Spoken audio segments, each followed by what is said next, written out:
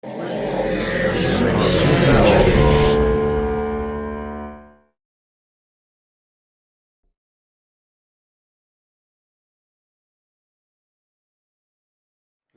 formula for making gold. Here it is, the ointment of prosperity. Pecunia venit ad me, pecunia venit ad me, et nunc.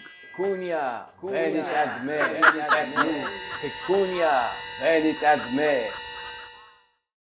This film, Gender Symphony, I really liked the use of found footage. I think it was really cool and added a lot to the vibe of the film.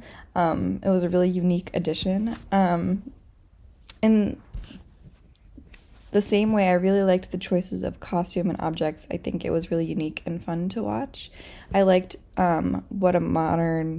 I felt like kind of a modern, futuristic Monty Python at some parts, maybe. And that kind of humor in some of the parts. I also really liked that overall it was like a combination of many different vibes, and they drew from a lot of different areas of inspiration. The Gender Symphony.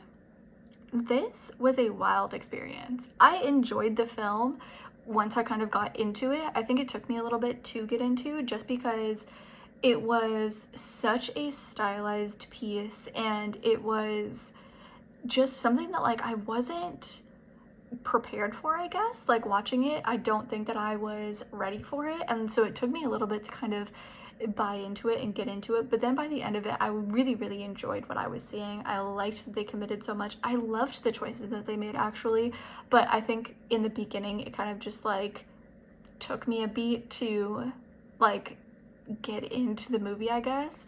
But I liked that they kind of, in making the choices that they did with like their very stylized costumes and things like that, where they are really highlighting how much these kind of like gender, you know, the historical, they have a phrase and I'm blanking on it now, but the gender roles, the like, you know, historical, or you know, sometimes they're called traditional gender roles, really have been around and have not changed in hundreds of years. And I think that by choosing their kind of very stylized decor and dress and costumes that would have fit in hundreds of years ago, it's kind of highlighting that same thing, that like, well, a lot of things have progressed in the world. There are some things that are still stuck in this kind of, you know, different time.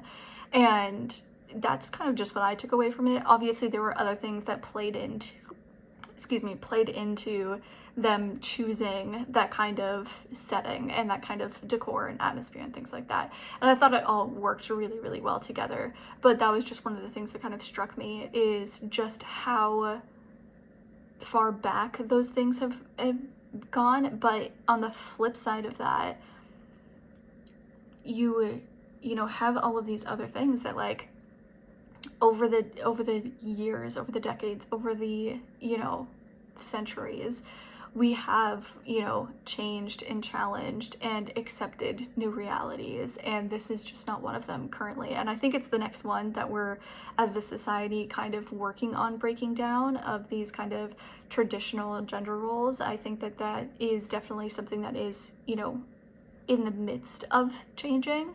But I thought it was really interesting, and to have his character, Dr. Pants, which is fantastic, by the way, but I thought that to have his character be so steadfast in the beginning to his beliefs, and like you saw it as an example more than once, like they kind of let his character kind of set, where you spent not a ton of time, but you spent a decent amount of time with him pre anything, to really settle in and really show you how much that he did have these steadfast beliefs.